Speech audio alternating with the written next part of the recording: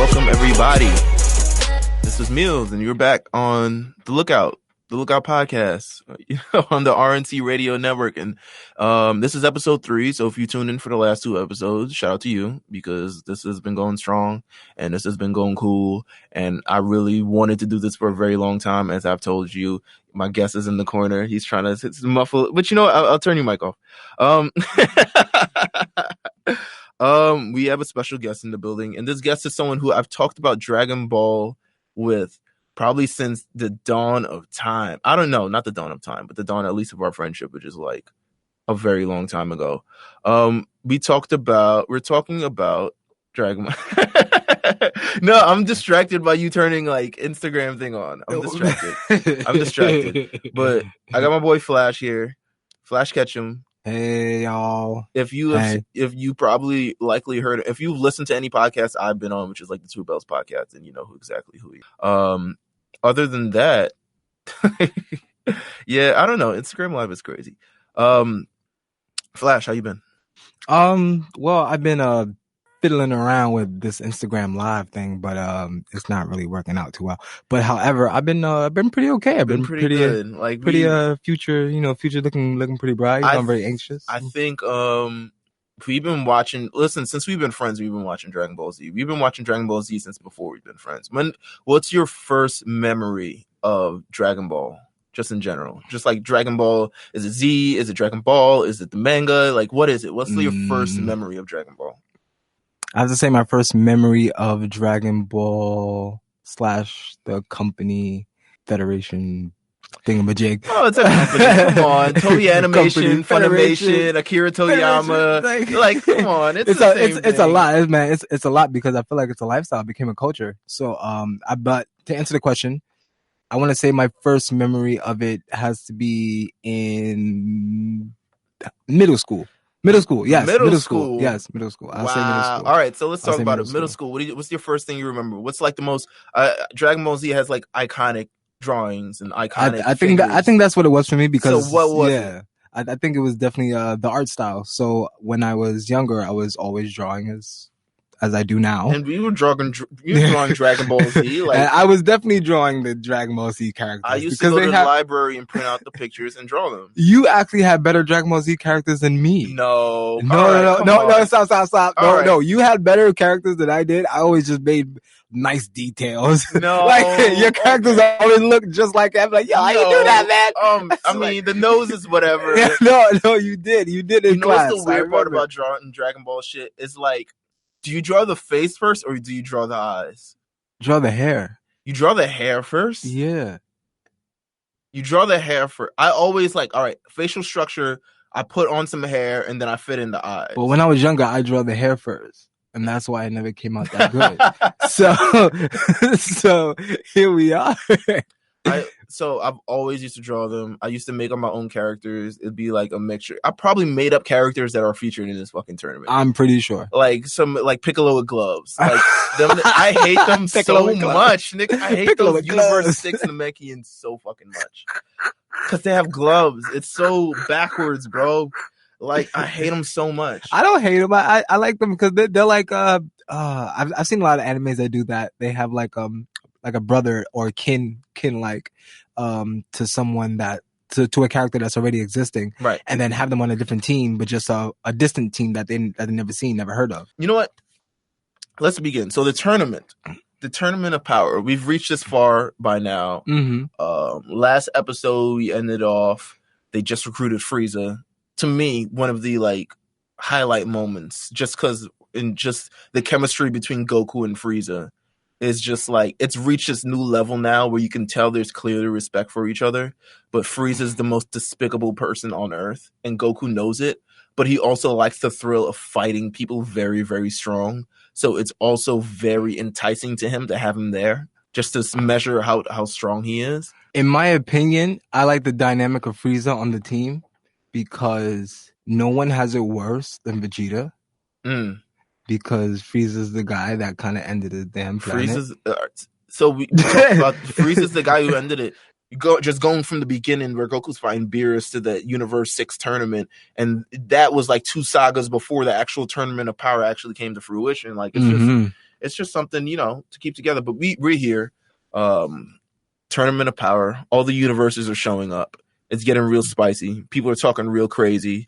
We see this nice little moment between not nice little moment, but there's this moment between Frost and Frieza where there's just like, man, look, I think they looked at each other and they didn't say, "Hey, I like you, I like you."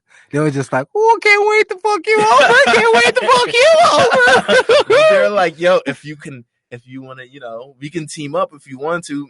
Yes, I would love to team up. We love, maybe it'll happen, maybe it won't. Very spicy, very spicy. The first moment they decide, it's like Prince meeting his clone. How do you feel about no flying? The no fly zone. I was fine with that. Because you don't even notice it. I was fine with that because if you're fighting like a dragon-like person, then it makes sense that they have wings, that they would be the ones flying and you're not. Right. It tested the ability of the fighters as well, so I was fine with that. So just not to escape. So it's 48 minutes long. I was totally apparently. fine with that. They talk about the rules. There's no flying, and then sort of the tournament begins, and it's just a lot of explosions. And Goku's just like, fuck yeah. And Gohan's like, yo, we made this plan. We're all sticking together, right? Immediately, Goku walks off. Vegeta walks off. The androids walk off. Frieza walks off. And it's just like the 5 lower tier guys. I wouldn't call them the lower tier. They're kind of lower tier. I'm not even going to hold you. Between Roshi, Piccolo, Tien, Gohan, and Krillin. Okay. Literally the tier below, they have no, besides Gohan, there have no transformations. The first, I guess, little arc that we get is kind of this Krillin story. The story of like Krillin and Android 18, or at least Krillin himself trying to prove that he is worth something in this tournament. He eliminates one person.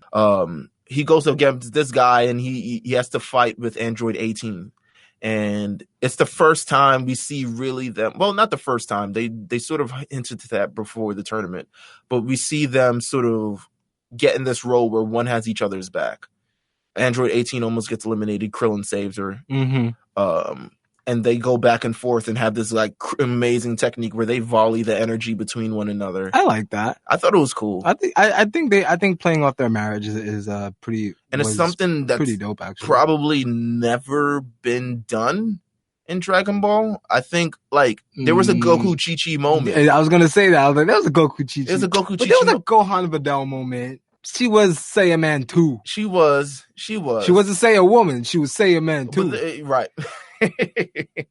But this is probably the best display of it entirely, of just like, yo, the chemistry they have with one another in terms of getting things across.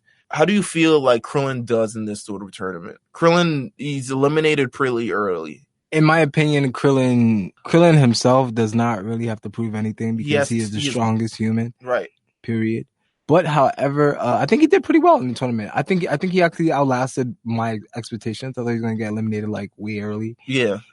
He did pretty well. He lasts a few episodes. Yeah. Does fairly well. The first person eliminated. The first person on Universe 7 eliminated. The next one is, I guess, Universe 9. Universe 9 is someone who in this sort of tournament, and probably 20 years ago or so, Universe 9, they had the Danger Trio. Oh, my boys. The Danger Trio. Were cool. The Spice Rack. I like them. I call them the Spice Wolves. They're the Spice Rack. The basil, lavender, bergamot. They are out for retribution. They're just like, yeah, you're the reason why they got their ass whooped the first time, so they had to come back. They're the reason why we're in this tournament. They're the reason why they got their ass whooped initially. Pretty clean. I don't know. Gohan kind of actually failed. Yeah. He got poisoned. They both went to a draw, but they're just like, yo, we're out for blood. So they all basil, lavender, and bergamot go for Goku, which is, I guess, everyone is at this point. And I'd say the beginning few episodes of this entire arc is just like Universe 7 is probably public enemy number 1. Because they're the reason, and especially Goku, because Goku's one of the strongest beings out of all these people here. He's proven it against various other universes. He's outlasted a lot. He's fought a lot. He's won. The Lavender Trio they want him out. To me, I thought their design was really, really, on point. Because I already have an aficionado for designs for wolves anyway, period. But once I saw them, I was like, you know what? we haven't had wolves like this. I was like, in a while. I was like, most of the wolves we had were like just really rugged, rough. Right. Rough. I was like, okay, they have some personality to them. They got some kick to them. They got some fight. So they're all triple teaming Goku, and they're getting the best of. And they act like a pack. Yeah, which I thought played to the characters. So I thought it was good. They're all triple teaming Goku, and at some point Vegeta's like, this fucking guy Goku. But Vegeta know his role. He know that is his role. What do you mean? That is his role. What is his role? His role is stay on the side, let Goku wild out because he's so happy. Mm-hmm. And then when Goku's too happy, he slips up, and then you come in and be like, Kakarot, stop. And then you start wilding out. That's essentially what happens. Because Vegeta comes in and he's just like... It happens all the time. It happens all the time. Like, they will rock, paper, scissors for who to fight and still do the same exact thing. Vegeta shows up. He's like, listen, you're fucking up. I'm going to come in and step in and I'm going to defeat these three. They create a barrier, and it's essentially 1, 2, 3, 4, 5, 6, 7, 8, 9. It's a 10-on-2. A 10-on-2 battle between Goku and Vegeta and the rest of this universe. And it's something where it shows how much of a force they are as a duo. Because I think everyone came in this tournament like, I'm going to prove I'm the strongest. Mm-hmm. Out of Universe 7, I'm going to prove I'm the strongest. I'm going to eliminate everybody. I'm going to be the one who wins the Super Dragon Balls. I'm going to be the one who wins the tournament. And Vegeta, they realize at this point that the sum of the sides is better than the two sides, or however fucking Pythagorean theorem works. They go in, they find one moment. There's one moment where essentially they slip up, and I think it's something where they thought they have Vegeta because they freeze his arm. One of the guys has ice powers. You just randomly, Yeah. That's stinking ice. One of the guys has ice powers. Think they're going to slow them down. It's like, oh, not only we freeze you to the bone. And it's like, okay, all right, I guess. And there's one slip up, and essentially that's where they started falling like dominoes.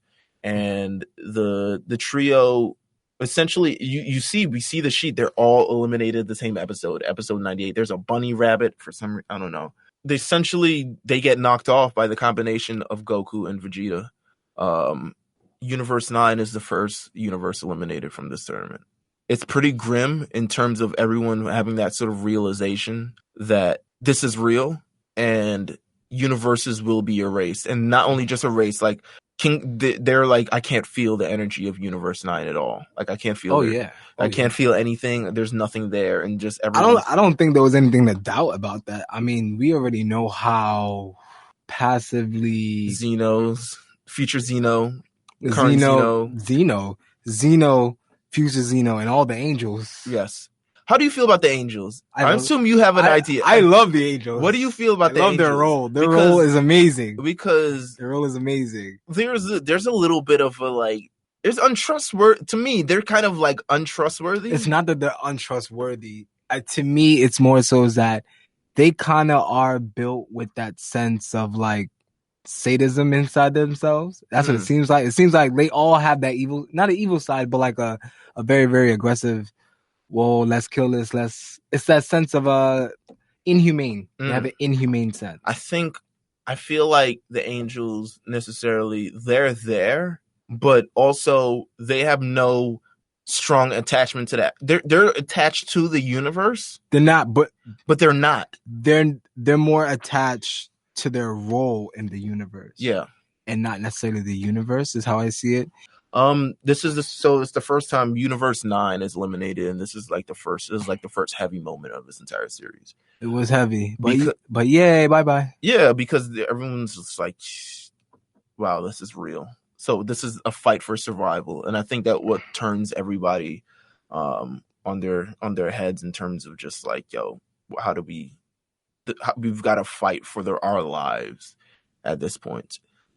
This brings up the next little arc, and I think you probably will enjoy this. The sort of expansion of Kale and Caulifla, and the two Saiyans from Call her Caulifla? Caulifla. Where's Caulifla?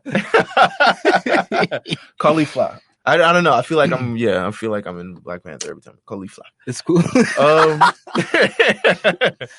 But they're the two Saiyans from planet Sadala. I thought it was interesting that they introduced the Saiyans on this universe because they have a lot in common with Universe 7. with Universe 7. Except the fact that Planet Vegeta is gone and gone and gone and gone, and Planet Sadala is like here, and I think the major reason why is because they haven't gone through as much turmoil as Universe 7 does, because Universe 7 saying they were built to be warriors, and these guys are too, but they seem to be much more saviors of their universe. Yeah, they're not like taking over planets or assassins, or something along those lines. They're not going through that. I don't think anyone realizes the untapped potential of them, so no one finds them as a threat. Like, we see them in the earlier part of the saga, and it was Kaba who was talking about Frost and how they've worked together. All right, with Kaba to me is like young Trunks. Vegeta's son, young Trunks. Mm-hmm. It's like, you're really, really strong for a kid. That's dope. Mm-hmm. You're not that strong though. Oh, he's not. But it's easy why they're not that strong. But however, but they are. I think they're. But I knew that once they introduced Caulifla. Excuse me, Caulifla. Once they introduced her and Kale, I knew that that their stories were deeper and that they would be stronger, like by a huge margin. Yeah. Just from the way that Caulifla was set up. Like how they introduced her, how she almost looked like an abandoned pirate. Yeah, that's been pirating the planet. So I was like, oh, this girl been through some. She's been through some shit. She was trained by one of the top people. Yeah, top so she been through some fights. So it's cool. Kale was like just the meeker version of it. How do you feel about Kale? Kale has a whole. I think Kale needs a whole episode because Kale's existence is writing off the existence of character who's in the void. Just not mentioned in the series. That's why it is in the void. And that's why it's written off now, in my opinion. In the mind, they make sure not to say. They had no mention of anything. Right. Of it. And because they don't call it necessarily legendary. Yeah, they don't call it legendary Super Saiyan. Which is fine. They don't mention Goku's not like, I've seen this before. That's my point. Vegeta says, he gotta look. Vegeta says that bitch like the legendary Super Saiyan. I don't know if you should touch her. To me, him saying it too didn't really go, hey, we seen that. Goku. No, we seen that before, didn't we? Like, he didn't do it like that. He was like, yo, Goku, you remember this? They call I remember this. I got created. Her berserker form, which is fine. Yes, which is totally fine. So, but I do believe that the existence of it here means it do not exist, period. So it is. What do you mean? What do you mean? Non-canon. What? She's canon. She was there. No, she's canon. She's canon. Broly's obviously non-canon. Broly is non-canon. For anyone that was ever questioning. So, all right. So we got the confirmation now that Broly is non-canon. He's non-canon. We've never seen this before in the series. For anyone that ever was questioning it. Cooler, who are you? Because he has movies. He's still in the games. Yeah. Right. He's still in the games. He's still in the movies. So it's not like he just suddenly just disappeared. No, he still exists. But if you're ever wondering if he is canon or not, because of Kale's existence, he obviously is non-canon, period. And they proved that throughout the show. They left the show real flat on the episode. They left it real flat, so you're like, oh, so that's Kale. Yeah.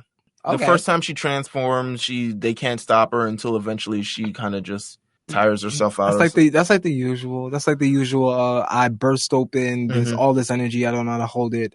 Somebody help me. Right.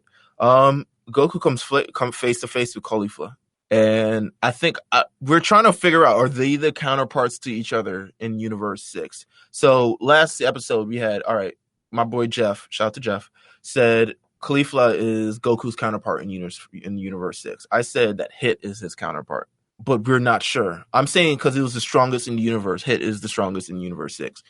If you have to think counterparts, then it has to be completely opposites, no? Yeah. If it's completely opposite, Hit would be more. I think Hit would be. I don't know. It would be. But I think it's just basically because of because Goku's necessarily not good, not bad, but he does this thing and he's righteous about what he does.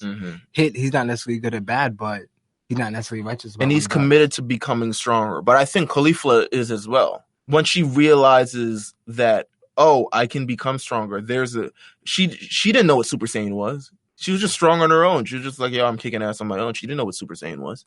I'm gonna be honest, Universe 6 is hilarious to me. Period. Why? First of all, because they got that big ass Pooh Bear. Batamo, the Batamo. shirt, I don't no know. pants. I don't know who. Shirt, no pants. I don't know shoes. who they thought. Who they thought they was fooling. Shirt, wristband, shoes. When no they pants. put up Pooh, a bigger version of Pooh Bear up there, and I was like, all right, cool, whatever. Then they had the Tin Man, and he was a lot. He was a lot because he couldn't take Magetta. He couldn't take constructive criticism very well. Yeah, that was man weird. That was weird to me too. You know what? I think it's funny. I think it's like Dragon Ball funny. But yes, agreed. It had to be Dragon Ball funny though, because the writer wanted to add the elements of that comedy element within Dragon Ball into the new Dragon Ball series, which was this. I think I like Hit. I'm really mad he left so early. I really wanted Goku to be the one to eliminate him. Sure. But I also wanted him to team up, and I didn't know Jiren was about to give him give him hell. Well, yeah. Listen. Well, things happen, and I don't like Frost. Frost was never a thing for me. Frost was like a bad snake to me. Right. Goku comes face to face with Caulifla. They have this little battle. They're both intrigued by each other. Because Goku has never seen a girl Saiyan. Don't Gohan got a daughter? Gohan has a daughter, I guess. Yeah, I guess you could kind of count it. Yeah. But I guess he never seen the female super. Yeah. Never seen the female super Saiyan. Never seen the female super. And they're sort of the rage of being ignored, because Caulifla was just essentially just like, I want to fight Goku. Kale, can you just chill out for a second? Brings her out her berserker form, and she goes completely berserk.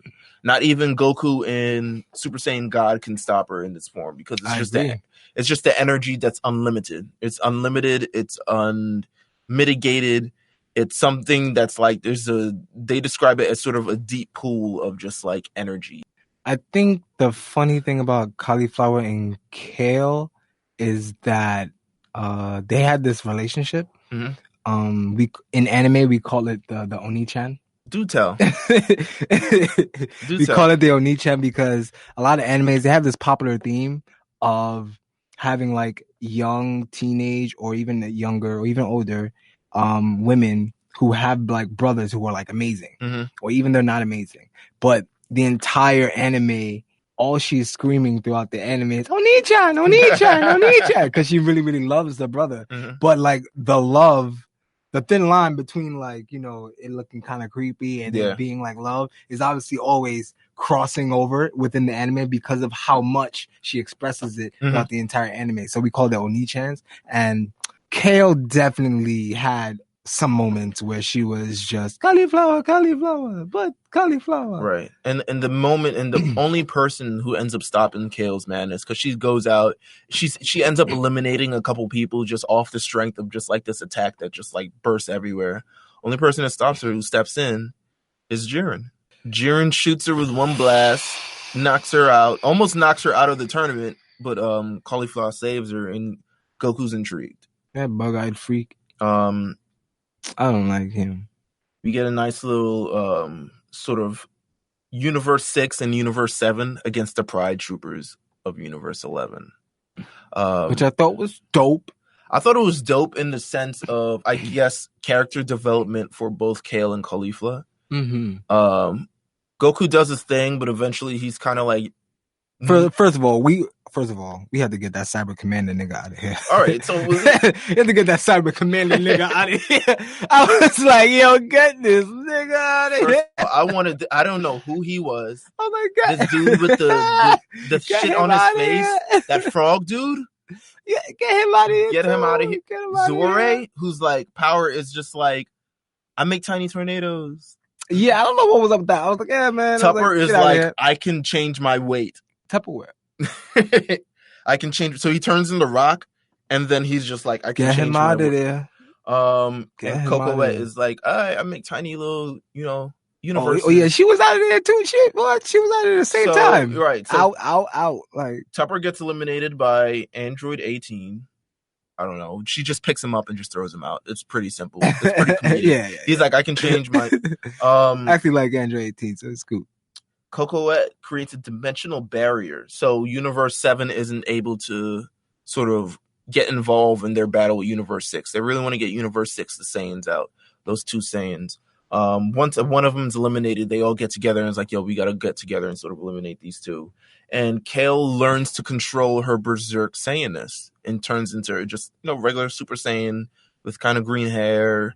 It's still a hint of legendary, but it's also it's unique. Still, it's like how I would describe it is Broly kind of had he had more than one form in a sense. Yeah, I think he had a regular. He had a regular Super Saiyan. He had a regular form, which was his black hair, and then he had the super with the amulet on his head because the amulet was sort of holding his power. Right. So in a sense, that would be her version. Yeah, in my opinion, with the amulet. I think I think she was able to control it without the amulet. Yeah, that's all. It's just missing the amulet. Right. So they eventually, there's this great big thing about trust and strength and between both of them and sisterhood and all this other stuff. It's like, yes, you finally embrace your inner strength, and they both come and they have this big ass strong ass beam and they decide to blow the fucking Universe 11 to the moon.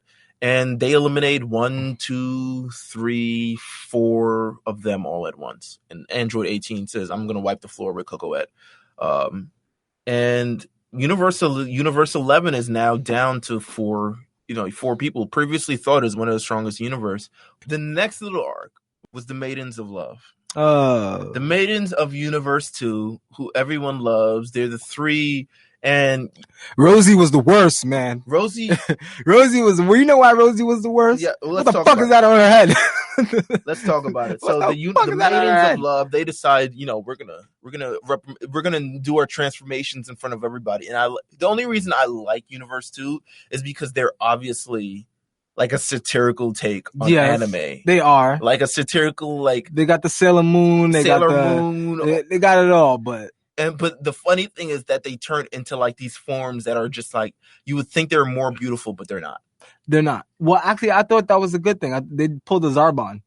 That's how I saw it. I saw it wow, they pulled Zarbons on us just now. Maybe they're from the planet of Zarbons. I was like, when they pulled Zarbons on us, well, that's pretty dope. So Brienne changes into Rebrienne, a large woman. She was still pretty like that. Yes. She was. Compared to the other ones, they were not nice. Sue Royas turns into Rosie, and Senkaku turns into Kakunsa. Rosie is super fast, and there's 8 people who are super fast in this tournament. She looked like she got on pajamas. She looked like she went to bed. And Kakunsa is this primal fighter, this beast fighter. I liked her. I liked her vibe. During the middle of this transformation, Android 17 just shoots at him. And you're just what are we standing here? This is a tournament. It just breaks the sort of monotony of it all. It's a cool, funny moment. That's what I saw it as. It's a cool, funny moment. Somebody let them finish transforming. They're let them finish. Tapo was listen, yo, you gotta let these beautiful maidens over here transform. Who cares about Tapo, man? Nobody cares about Tapo. Tapo is so annoying. Tapo's like the old general with the cigarettes who's I'm not doing no more wars, man. Right. we got one more, man. We got one more. Listen, one more? I'm sure they don't want to do this, but they're forced to do this. But there's a great battle between Kakunsa and Android 17. And in this battle, we fully get to know, I guess, how great, and we call him OP. Yeah, OP. Android 17, he's OP, but we get to learn how great Android 17 is. Android 17, you don't have to go too far. Okay. You don't have to go too far because Android 17 is someone who lasts very long in this tournament. He does. But Android 17 great fighter proves not only that he's a great fighter, he's a smart fighter. He's adaptive. He's someone who knows survival because he's lived in the woods for so long. That's another thing too. He lived out in them damn woods for so damn long. I was like, yo, man, you probably been out with all these animals. Probably been fighting all these poachers and all that other stuff. Yeah. That's how you learn to survive. Learn at the bottom line because he is an android, right? Which gives him smarts, but doesn't really give them applicability, right? But him living in the forest land so long does give him applicability. Yeah, it's this great moment of battle with speed with her, where they're just shooting and darting around, and then he makes this sort of giant ball of energy and stands on it, and then blows him off. Blows Rosie off, and Rosie is eliminated. I was very, very shocked when he did that because I know the android barrier for all my life. not all my life, Oh, but mostly all my life. Kakunsa is eliminated by Android 17. It's fine. I think the Android barrier became a big tool within this entire tournament, in my opinion, because the Android barrier it's only just supposedly it was just like a barrier of energy that either pushed people away, kept you okay, whatever the case was. But like it's becoming a little more versatile with it blowing up, him standing on it, and then him doing other things. I like how frequently he uses it, because why wouldn't you? I love how frequently he uses it. It's something there is it's not like Goku using Kamehameha all the time, but it kind of is, because if Goku was just that nigga use that shit all the time. That nigga got nothing else. I'm like, yo, my nigga, you don't got shit. He be blocking shit with the Kamehameha. Like, how do you feel about Ribrianne through this entire sort of series? Because she is a prolonged character that is introduced early and lasts a pretty good amount of time. But I think most fans find her annoying as shit. I like her character, but at the same time, it feels sometimes just out of place for this type of tournament. But it's fine. It's different. She would be if they didn't have the filler episode for Arale-chan. After this, we get sort of Gohan. But anywho, how do you feel about Gohan in this tournament? Not the way it sort of ends for Gohan, but essentially his role in this tournament. He was picked as the leader of Universe 7, but never really is the actual leader of the tournament. I expected that. Did you ever feel like at the point where he would sort of fulfill something and become... But he did fulfill it. What do you mean? Go ahead. He kept the team on the map for the longest. That was his goal. His goal was to lead the team. Yes, he has to lead them to victory, but he led them to the best, most optimal point of victory. Right, in my opinion. In personal development of him, though, I think it's always been shaken. I guess through this entire Dragon Ball Super. It's just him dealing with his anxiety. That's all it really is. It's just Dragon Ball Super, but I feel like I don't know if everyone's still holding on to Super Saiyan 2 and the Cell Saga. Super Saiyan 2 in terms of just like how amazing that was. And it's one of the most amazing transformations in the show.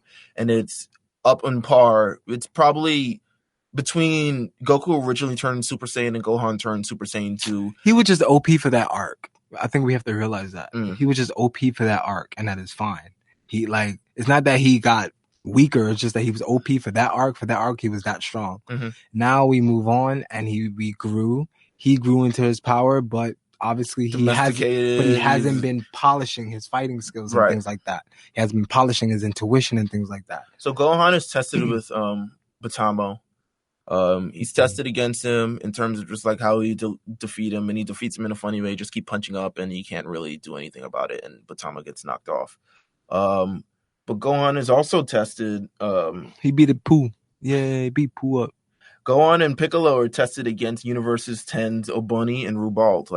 Those are the two Wakandan guys I was talking about. Rubalt and Obani, and they're the last two surviving from Universe 7. At some point in this entire tournament, Universe 7, Universe 10 at least, a lot of them were wiped out, and they're pretty forgettable universe. Yeah, they've been drawn that way. Yeah, the Kai is someone we remember from the Future Trunks saga. What was his name again? Oh, Gawasu. So Gawasu is the Supreme Kai of that universe. We previously saw him. And they fight against him. Piccolo gets Rubal out the paint pretty quickly. Yeah, in my opinion, Piccolo's that nigga. So Piccolo's gonna do that thing. Gohan has a little bit of trouble against Ubani because Obuni. Yeah, that's definitely Obuni. Has his trouble against him because he's able to displace his energy away from where he's fighting. So Gohan's too accustomed to fighting, like sort of sensing energy, but the energy is displaced somewhere else, so he isn't able to read his movement somehow. Okay. But Gohan eventually decides, like, yo, I've actually, I've got this under control. And once he adapts to it, he eliminates him. And then there's this moment again where Universe 10 is now eliminated. The amulet of Ubani falls off. Ubuni. You see Ubuni, his wife, and his kid. And Gohan sort of looks at it. And I think he sort of looks at his own family, which is Gohan, his wife, and his kid, and sees that he's eliminated someone. It's kind of like the casualty of war, kind of. Yeah. Where he's just like, it's kind of coping that you're the reason you've kind of like destroyed something that's sort of similar to your own, and sort of personalizing it in a way where it's just like, I see he was just a guy with a family. Just like I was. Just like I was. And it's kind of, it's to me, I thought it was very interesting just because it was like, it's something that Dragon Ball never really truly talks about. Talks about like, yo, we're destroying these guys, but these guys also like have universes. They also have these things they go. In my opinion, most of the villains before, they didn't really have families like that. I mean, Boo had a family, but like it was just a bunch of him. It was just like a bunch of him, right? I mean, we see this with Boo in the Boo saga when the robbers kill B, the dog, and he sort of personalized that, and he was just like, "Yo, I've grown, attachment to this dog, and now it can't." That's right. So it's kind of like that, but it was kind of like a human moment in Dragon Ball, where things are very like fight, zaps, boom, boom, laser through chests. Don't forget. I think Vegeta has given us a lot of these human moments lately. Yeah, it's weird. Within Super, definitely. He's gave us a lot of the human aspect of a lot. He definitely rode the train with Trunks. Mm-hmm. Trunks eating the ice cream and him just, he's holding the baby. He's like, look, I'm not going to motherfucking tournament. I got a child on the way. So he definitely has a lot of the human moments. This next one is probably my favorite. One of my favorite moments of this entire tournament. And it's the super speed battle between Dyspo and Hit. And that was good. And so Dyspo is a person from Universe 11. He lasts pretty long, but I think probably I think everyone with super speed talks really cash shit.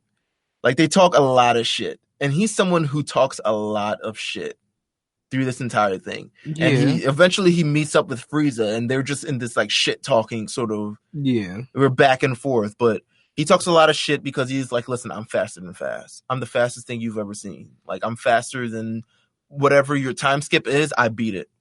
And Hit for the first time is having trouble because his time skip is like virtually unbeatable. Before he met Goku, it was OP. It's fucking amazing to look at. I love the time skip. I love the animation. I don't. I love why not? I don't. Why not? I like it. I like it, but it is too OP. But I mean, as the tournament goes on, it's like, okay, I feel like it's good diversity. Like it's something that's like, it shouldn't be possible, but it's also like, okay, these are just different powers that people have, and some people are stronger than others. Like it's better than the guy who plays dead. Yes. Like there's a guy who plays dead in this tournament, so it's like better than a nigga that made little tornadoes. I'll tell you that. Yeah. So Dyspo comes in, he's faster than fast, and somewhere Hit has to sort of adapt, and it's just like, okay, I have to find it. I can't just depend on my time skip. I have to find a way to sort of beat this guy super fast. So he says, you know what? I'm gonna make. Apparently, it's the ears. It's the rabbit thing of the ears. He can hear when he's able to do a time skip. So Hit sort of mimics it and mimics the movement, but doesn't do the time skip and sort of catches him off guard. So you begin to adapt, and that's when Kunchi comes in. Kunchi's the guy with the sort of explosive spider webs. Yeah. And then there's a cool moment where Goku just shows up as Super Saiyan God. And I love this battle just because it's like a nice little tag team thing, but they're both in it for themselves. It's kind of like this like a Royal Rumble. It's kind of like a Royal Rumble. I want to say more like strange bedfellows with Hit and Goku's. People who they obviously respect one another. Strange what fellows? Strange bedfellows. Two people who don't like each other occupying. It's a term. Oh my god, it's a term. That's a crazy term. I learned it from wrestling. So Goku and Hit shows up, and Goku decides, I'm taking this, and I'm taking Dyspo, and blah blah blah. I think it's an amazing battle for the purposes of speed, for the purposes of ingenuity. I think the forwardness of Goku and the adaptiveness of Hit. I think Hit learning to adapt to different things and becoming stronger that way. We saw it early in the tournament when Goku eventually caught on to the time skip thing. So Hit had to essentially improve and make his thing stronger, and that's what he did. And I like that for Hit in this sort of tournament because it shows that he's continuing to learn. It also shows that the time skip is really, really fun and really, really good. Goku shows up. Kunshi's just like, oh, I have this web. I have this sort of barrier web. You can't get through it. Goku's like, yes, I can, nigga. And just sort of blasts through it. Yeah. Doesn't matter. He eliminates him. I said Goku does the charging star. Hit handles Dyspo, but Dyspo, because there's only 3 warriors left for now in Universe 7, there's only Dyspo, Toppo, and Jiren. He retreats. He's just like, listen, we can't lose anybody else. It's way too early in the tournament. This is before the halfway of essentially the tournament. And Toppo says, there's no longer good or justice. It's now survival or erasure. And I think that's a good foreshadow to what happens later. Indeed. In the series. Another arc we get is Master Roshi. Master Roshi shows up. How do you feel about the Master Roshi arc? How do you feel about Master Roshi now being engaged in Super after not being engaged in Dragon Ball Z whatsoever? I like it, but then this is the second time he's been involved. Because remember, he did the Mafuba.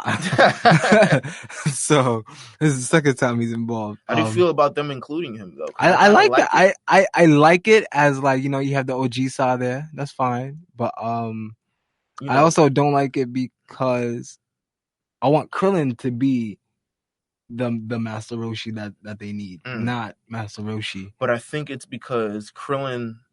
I think and Master Roshi says that my role in this tournament is not to beat all the strong people. Oh, of course. My role in this tournament is to get all the niggas with weird powers, like weird, goofy. There's a person with the talisman who creates sort of illusions.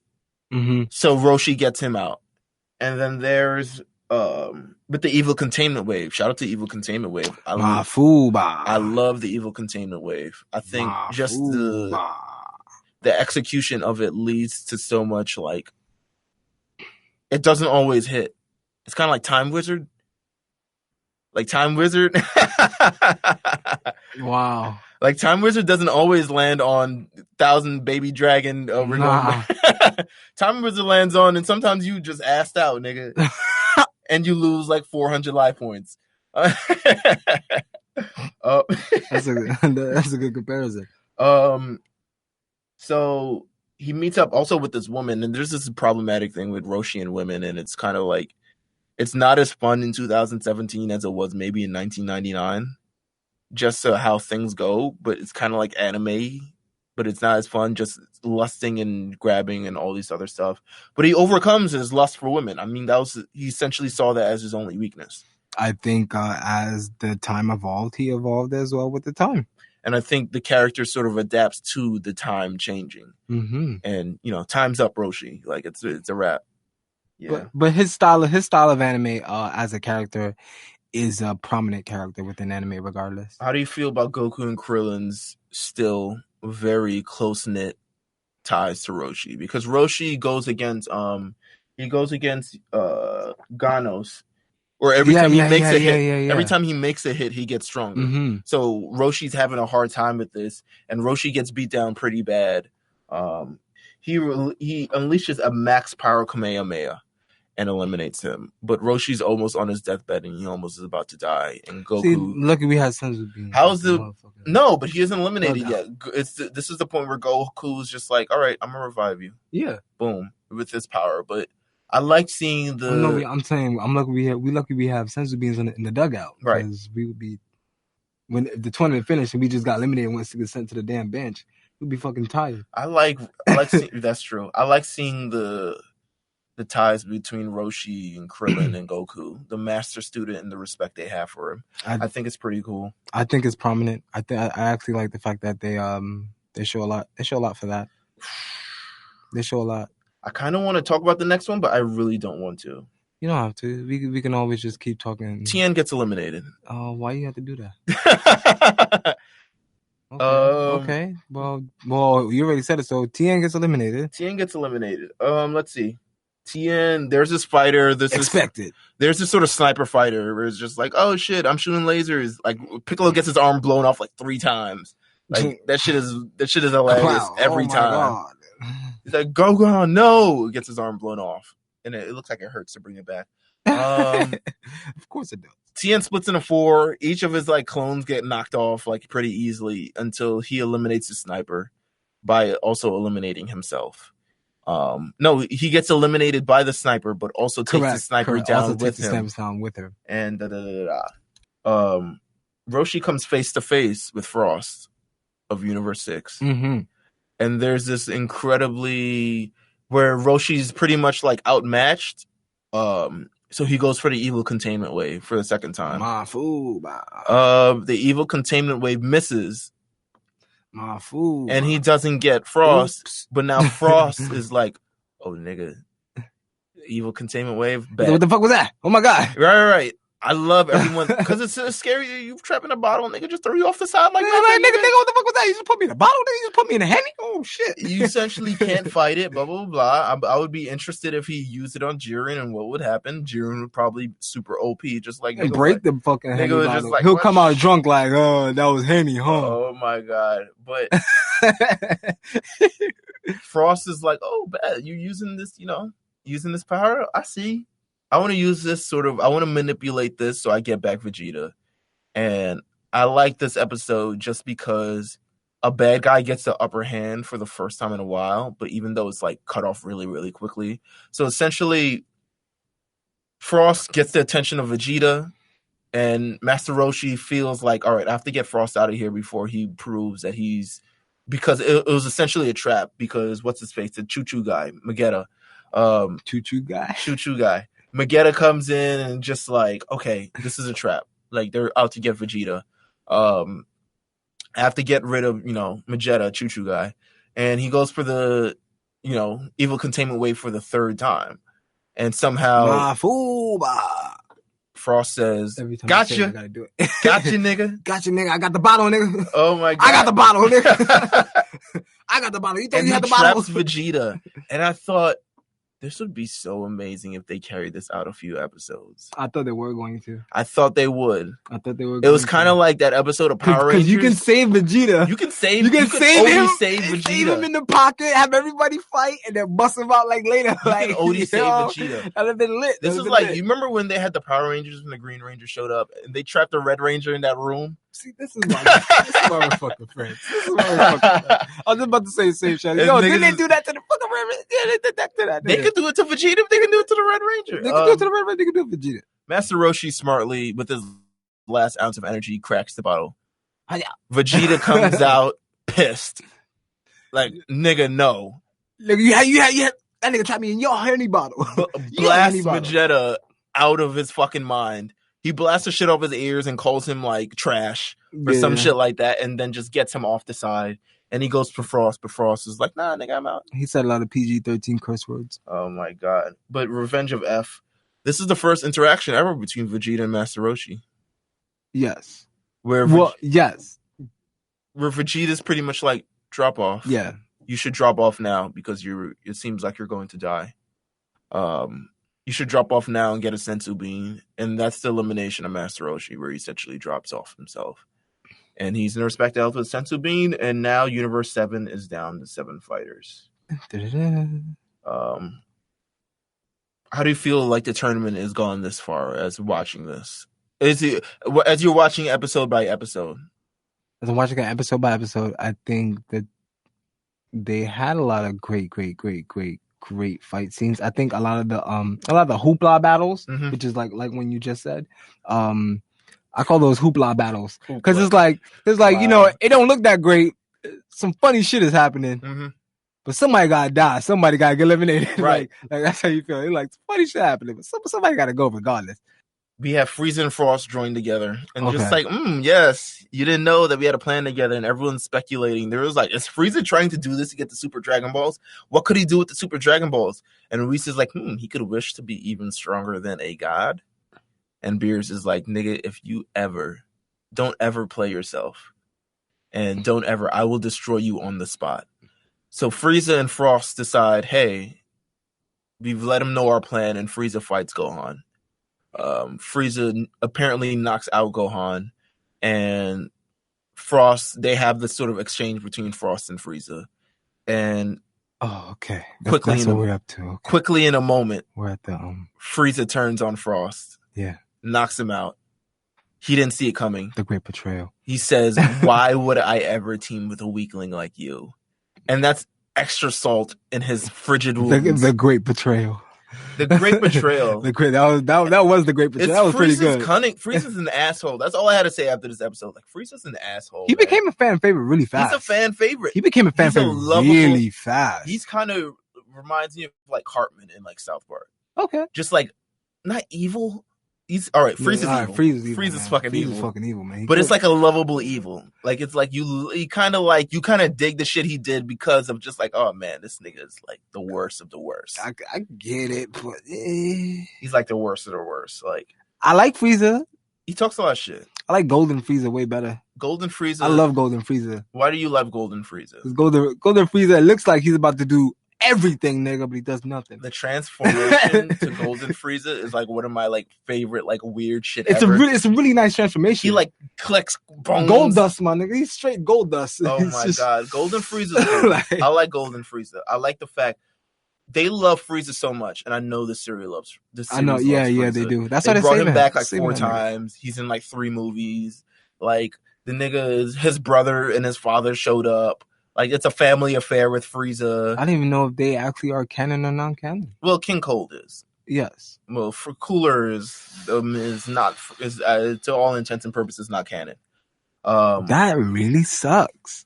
He had an entire transformation in 3 movies. 2 movies, maybe. And then they realized, hey, listen, this was a trick. And now we got most of Universe 6 off. And Frost tries to get his revenge on Frieza. And then the Xeno niggas is like, wait a minute, and erase him. And says, if anyone else tries to interfere, you will be erased too. Jesus Christ. But now we've reached the climax. We've reached the climax, this is one of the major marking moments of this episode. I don't take my headphones off for this. Episode 109 and 110 have very strong cultural significance in 2017. Because it's the episode of the Ultra Instinct. It's the first. When you first heard of Ultra Instinct, what did you think of it? When I first heard of it, I was like, "Oh gosh, another form." It's not a Saiyan form, isn't it? But that's sometimes. But I hate that. I actually don't like that. Why not? I don't like the fact that these new forms are not including the Super Saiyan energy. Mm-hmm. All these new forms actually beyond the Super Saiyan energy. Mm-hmm. So like from the God when he's like lean and red and got the red energy to blue, right, all the way to now. Yes. These are not dealing with anything Super Saiyan, and I kind of don't like that because he's originally Super Saiyan. I like it because it's just like it's kind of just it's different. It shows that the universe is bigger. I understand. Like all we know from the universe is like there's apply that energy though. There has to be a way that you can. He doesn't have to shut it off. There has to be a way that he can apply that energy and the new energy together. But it seems I agree. Well, actually, I don't know if I agree. I don't know if I want to see Super Saiyan Ultra Instinct. I do. I definitely do. Is it something like Kaioken, which I'm trying to wonder? Like, was Ultra Instinct like Kaioken, but like farther in that sort of transformation? But Kaioken would be used in any form, right? So, but anybody can. Supposedly anybody can. Goku's the only one who has used it, but supposedly anyone can use Kaioken. Yeah. If you were trained by King Kai. Agree. So I'm trying to figure out. I remember watching it leaked that Ultra Instinct was coming out. I definitely watched the leak. I watched the leak and read the leak. Watched the leak and essentially it's just like, what, this thing is gray? It's just gray eyes. This is it. That's how I thought. I was like, that's pretty underwhelming. It's still regular black hair, but gray eyes. I was like, it ain't gonna be yellow and long. Like, who's your thought? Like, what is it? Like, I wanted him to turn into the monkey again, like in Oh no, in GT. First of all, Goku decides, yo, it's time. I'm not fucking around anymore. I got to see what this Jiren guy is about. Mm-hmm. So he shows up to Jiren's doorstep, and Jiren answers. Jiren's not like, he's not off in the corner. He's not like, again, where he's just like, yo, I'm not I'm gonna ignore this. Like, it's this is whatever. He's like, yo, bring it on. You're clearly the strongest in this universe. You're one of the best fighters in it. I'm gonna fight you, but I know I'm OD stronger. Goku fights him in regular form. Can't land a blow for shit. I don't like that. He goes to Super Saiyan. They explain it that like he's trying to test his power. I get it, but we know that. Right. But still. Goes to Super Saiyan. It's like, oh nigga. Then he goes to Super Saiyan Blue. He's just like, I'm just skipping the rest. Like, I don't need to go to 3. He was like, nigga, fuck that shit. Like, you gotta go. Kale, try this shit. Super Saiyan Blue. And he gets a hit in, but he doesn't get anything monumental. Correct. And they find out that, yo, he's fighting actually with, he's like, why don't you fight with Kaioken times 20? He's like, this nigga is. He's just getting his ass whooped because Jiren is revealed to be stronger than a god of destruction. And so Goku, who's rivaling Beerus, but we don't actually know if he's stronger than him at this point. There's a lot of talk about who's stronger than Beerus. I think nobody is, so I don't give a damn. I know Goku is, but I'm gonna say no one is, because he's just that nigga. Goku says, "Fuck this, Spirit Bomb time, ultimate move." I didn't think we'd see the Spirit Bomb in this battle, just because it's just like it's not conducive to this kind of tournament where it's just like everybody's in the ring at once. How can you find time to gather energy? But however, all these warriors' energies. These gods' energies. They didn't apply to. Yeah, I think that Vegeta is just like, nigga, get the fuck out of here with that bullshit. He didn't give him his energy because he was like, I need my energy. Yeah, I need my energy. I need my energy. I was just trapped in a bottle. Like, relax. Frieza gives up some energy. But Vegeta's always the last one to give energy anyway. Always. He'd be like, he be having a glove on. He'd be having a glove on dead, like, oh my God. All right, energy. So it takes off the entire he does that. Jiren's like, oh, this shit? And he like sort of bats it back, and Goku fights it back. Call that a full counter. And for some reason, I don't know, there's this big giant spirit bomb battle, and Jiren just realizes like, nah, this is a wrap. And he explodes it in the explosion, and no one knows what happened to Goku. Full counter. No one knows. It's just this big crater in the middle of the thing. Goku can't be found. It's just energy, and everyone's just like, is Goku dead? He's not on the stage next to Krillin. Or what's going on? He's not eliminated. Is he dead? So they assume the worst. They assume Goku's dead because Goku dies all the time. It's not a crazy assumption, actually. Correct. He won a tournament. Yeah, nigga. He won a tournament dead. It's not a crazy assumption to assume he's dead. Maybe this nigga died. Who knows? Goku being dead is nothing. Listen, that is nothing. I'm gonna make a telepathic thing for Bulma to Earth. Tell her gather the Dragon Balls and wish him back in the end of the tournament. Gather the Dragon Balls. Wish me back. Bring me some ice cream, please. I want to play this, but also the audio is definitely gonna be in Jap. But I think most people who listen to this podcast have watched it in Japanese. So you pretty much get it. San, Goku, San. Let's hopefully this plays. Let me see. You get it. It's just gonna say EXO and hi, Daijobu. You waited for.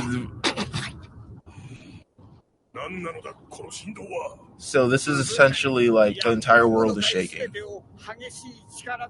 Currently watching Dragon Balls. We are. And you're listening to the Japanese background. I hope they don't come for us, the SoundCloud devils. Frieza's chilling. Frieza's like, ooh. Frieza knows because he's got his ass whooped by Super Saiyan before. He's like, he knows that Saiyans reach this new potential every time. He's here.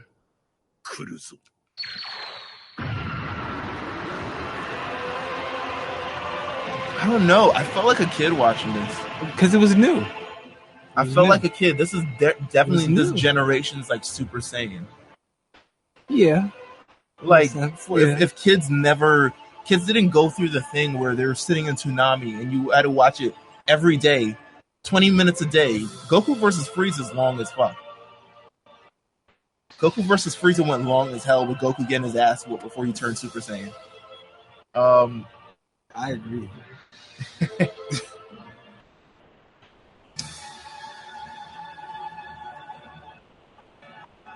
The power flowing.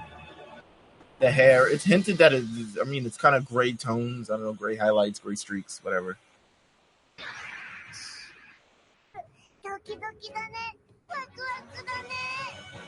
How do you feel about his movements? Goku's movements? I felt like it was rising, but his body was like obviously exhausted. The energy is rising when I meant rising, but his body's exhausted, so that's why he moves like that. But however, his movement during fighting it's legit. It's the most cleanest, smoothest. How do you feel about the animation, bro? This is like goat animation. It looks. He moves beautifully. Like he doesn't move like, "Hey, I'm trying to fight you like a savage." You know, episode 111. I think that was the point. The point of it was him to let go of him. One step kick. He was already there, nigga. He was already there. Then the theme hits. He was already there, nigga. He was already there. Dyspo. Top where y'all looking? I told you he was already there. We need to get this nigga quick. And the theme comes. And your heart starts as a kid. Your heart starts beating a little bit faster. I think my heart went berserk when he faced him. Yeah, I think.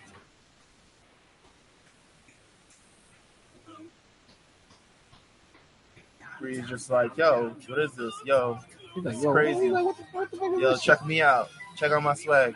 Oh, shit. And Jiren's like, damn, you hit me. It's like having on new Timbs. I'm trying to find the actual fight, but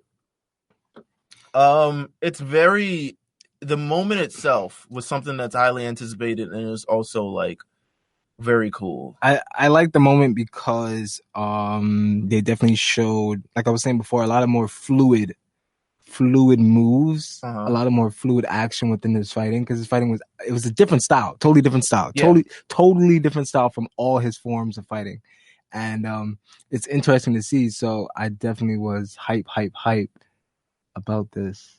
Let's see. It was like seamless. It was like a stream. Everything flowed. It wasn't telephonic. I was like, you go, boy. That's what we was looking for.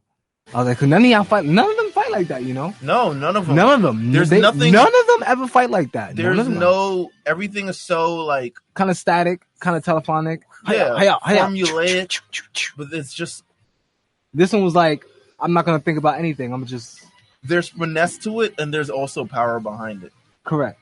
And this is the first time. I mean, we've seen these fast punches, shit. He's like, fuck them punches, nigga. Fuck them punches, nigga.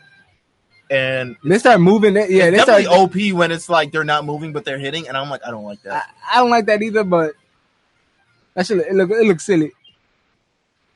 This shit is art. Yeah. Just can't tell yet. I love that part. I can't tell just yet. That's my favorite part. But they're fighting, and this is the first moment of Jiren having something to oppose him. Agree. Wait, don't you click that motherfucker. This nigga's still punching. I love you too. I hate that damn clown. You don't like Belmod? No, nigga. Oh, and then the music comes. It's like, oh shit, time is running out. This is amazing artwork. If you're watching this up, and I'm sorry we were watching the episode and while we were doing the episode. Oh, that was my part. Oh, go back. This part right here. This is my nigga. That right. That's real, nigga. This is like every kid who's drawn Dragon Ball Z has like. This is like peak animation that you want to draw. Agreed. This is like the moment where it becomes more than just animation. Like this is just artistic in general. All these moments you could freeze frame now, and it's essentially like a photo that tells like a million things.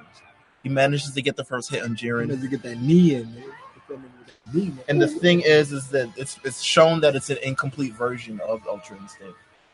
And then he comes for the super fast lightning speed punch. And this punch could certainly end it.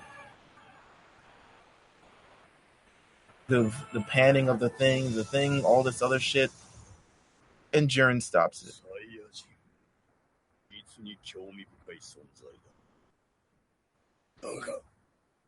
Saga. And Goku's Ultra Instinct runs out. And he's unable to sustain it. And he has reached his limit. And Jiren says, out of here. Even this I like. The way he's shot back and the sort of the animation style on that. Because it's not like the one where they're just flying through the rocks. It's kind of the static photo that kind of shifts around.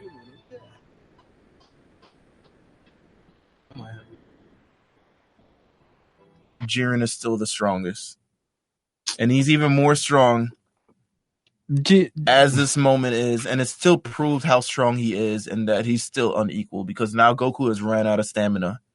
And the final moments that we get from this episode is that Vegeta's talking to Goku and say what happens, and then Goku disappears. Yeah, he's like, yeah, nigga, what happened? And Goku, I just need a break, my nigga. Hold on, let me figure this shit out. He disappears, and then it's the shot of Frieza standing over Goku, and just like, he's like, do you remember this? I saw that shit. No, he's like, do you remember this moment? Because I do. I remember this. And I'm a member. It ends there. This has been episode 3 of The Lookout. If you would love to continue this conversation, where can they find you on Twitter, Flash? Oh my God, on Twitter? Oh jeez. Let's all right, on Twitter. The best people on Twitter are Dragon Ball Z fans. All right. I would say Twitch users, but okay. Twitch users are annoying. No, they're not. Twitch users are annoying. No. Make me mod, bro. They're not annoying. They're just they just got a lot of personality to them. Oh my God. Shut up. They do. They do. They're not funny. But you can find me at DADFC.2. Oh, DADFC2. Yes. On Twitter. On Twitter. If you would love to join the conversation of this, you can hashtag lookout RNC.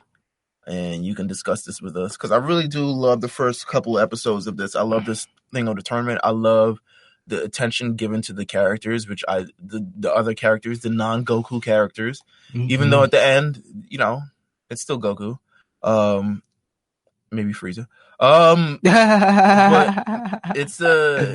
it's really good. It's really worth it if you want to explore different characters. You get these motivations. We've seen Master Roshi have his moments. We've seen Tien had like a fleeting moment. We've seen Piccolo and Gohan, and it's like they give everybody a moment to show off everybody. I agree. Yeah, Android 17, you would have never seen that. The marriage union between Krillin and Android 18. Besides just being Krillin, just being like, yeah, I fuck robots now.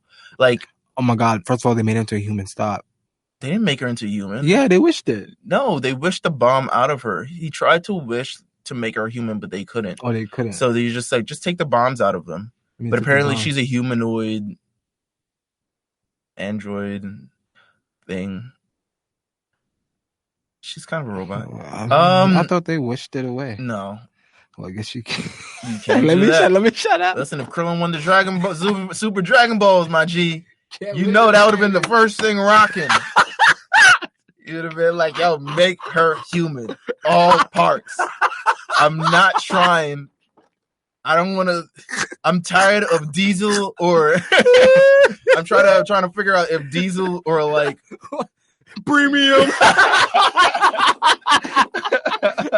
Premium, dude. Oh my God.